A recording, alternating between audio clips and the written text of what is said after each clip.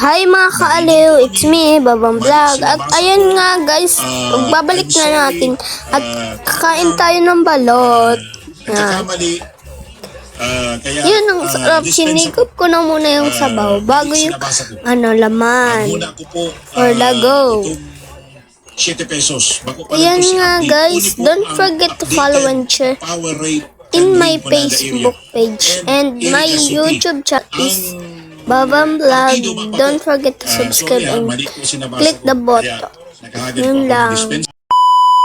Ionic mineral drops. Maraming lang si mga kababayan na gusto mo maraman ano ang kaya nagdadarak ang konseptong tubig at mga mineral.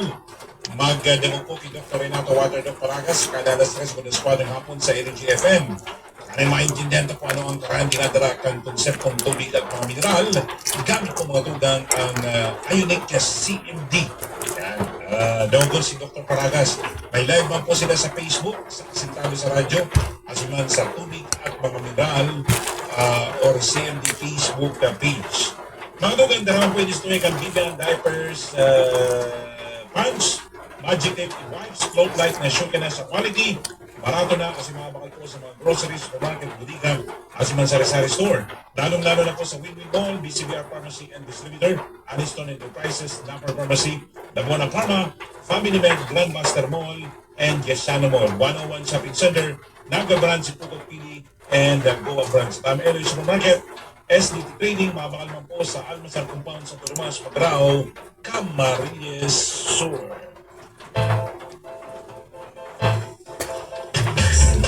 Mga tugang, araw daw nito na duwang Bicolanong estudyante sa Holy Rosary Seminary na iyo ang konsilyar Seminario de Nueva Cáceres kan panahon kan mga Kastila ang naging prominenteng miyembro kan propaganda movement na kinamabalian ni Dr. Jose Rizal, Graciano Lopez Ayna, asin iba pa.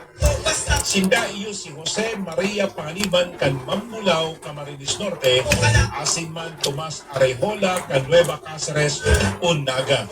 Si Jose Maria Panganiban na may gradong sobresaliente o excellent.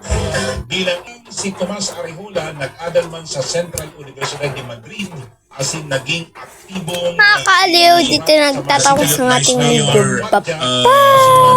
ano yan?